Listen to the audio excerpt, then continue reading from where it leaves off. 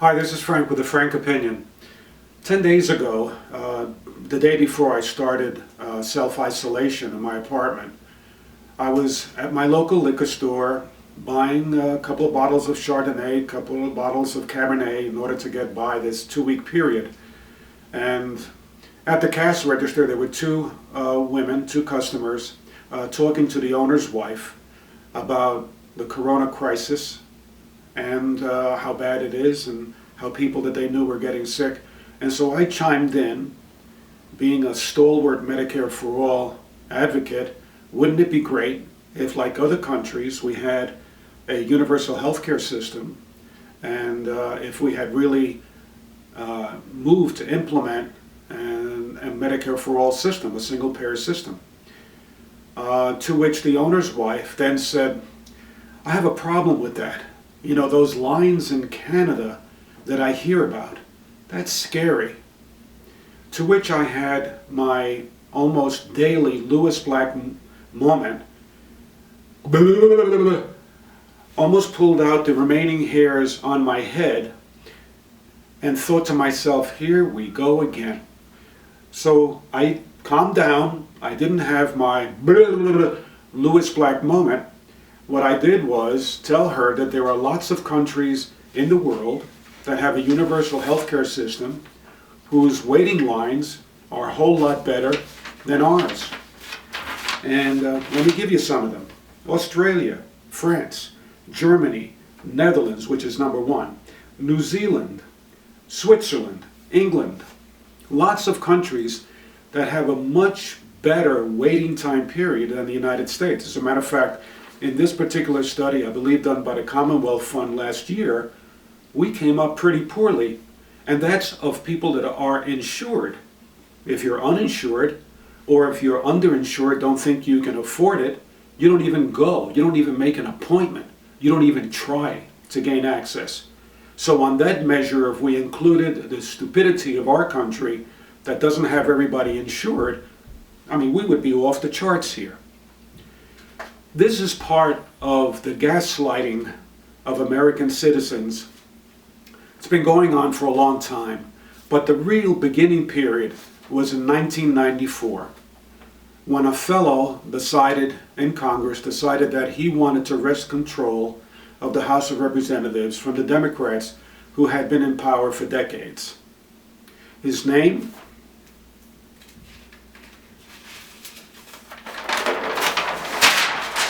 Newt Gingrich. Newt Gingrich decided on a diabolical strategy to gain control of the House. He would make Americans hate government.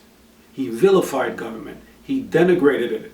He made us believe that government, a la Reagan, I mean, Reagan said government is the problem, but Newt Gingrich doubled and tripled down with a systemic attack on the ability or the inability of government to do anything right.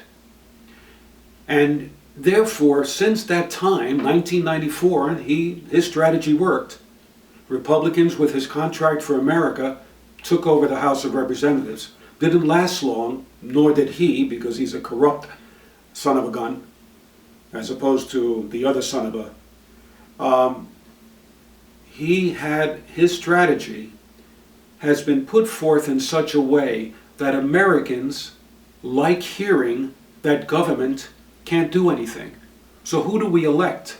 We elect people that have no faith in government, that are not aspiring to a role in public service in government to do the right thing on behalf of all Americans. In essence, we either are hiring incompetents who have no use for government whatsoever. The Republican Party is the main culprit here, but also neoliberal Democrats that have little faith in a lot of people within the United States that are not in the wealthy and the corporate elite. So we have been done under by Mr. Newt Gingrich, who shouldn't be given any airtime whatsoever for the rest of his life. If you see him on TV, if you begin to hear him talk on radio, you should make believe that he's a fellow from Transylvania by the name of Dracula. because it's the same thing. Spewing stuff, clogging our ears, that makes us hate government and therefore have little faith in our own country.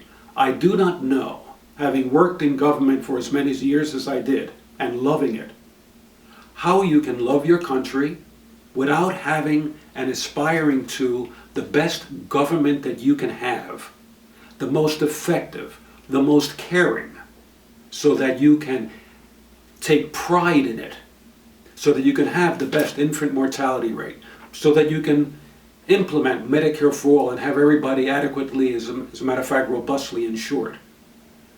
This guy was poison, and he's not alone. In my next video, I'll give you one or two other people that with him caused the type of chaos that we have today.